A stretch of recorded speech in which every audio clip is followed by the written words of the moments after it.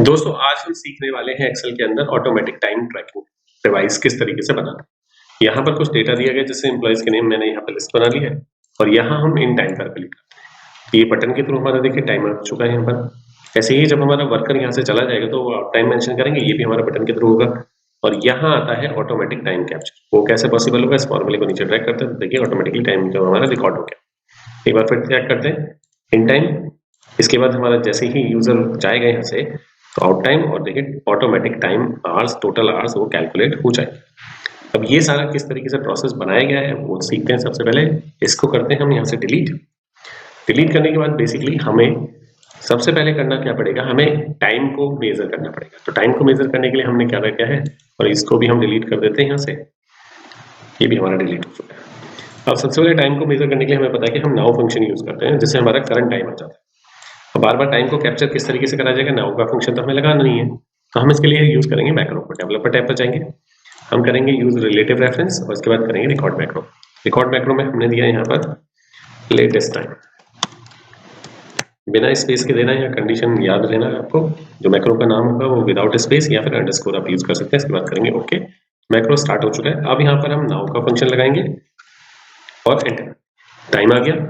अब ये टाइम को कैप्चर करने के लिए हमने क्या करा है, कंट्रोल सी करा है, कॉपी कर लेंगे और फिर पेस्ट कराएंगे पेस्ट स्पेशल में, कंट्रोल ऑल्ट वी करके वैल्यू के साथ पेस्ट करा देंगे।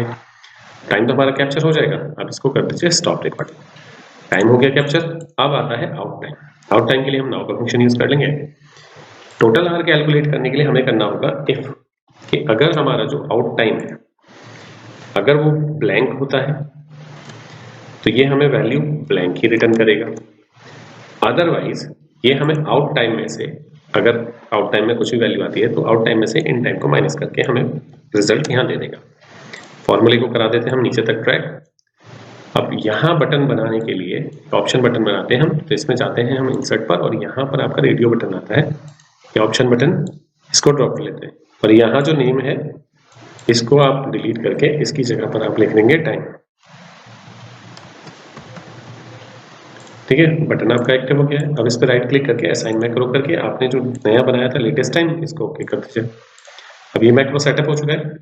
अब जैसे हम इन टाइम हमारा ऑलरेडी है, आउट टाइम पे हमने कैप्चर करा तो ये देखिए हमारा टोटल आवर्स आगे निकल के, ठीक है, इन टाइम, इसके बाद हम आउट टाइम यही मान लीजिए और ये हमारा क्या टाइमिंग निकल के टोटल इन टाइम, इसके बाद आउट टाइम और टोटल वर्किंग आवर्स।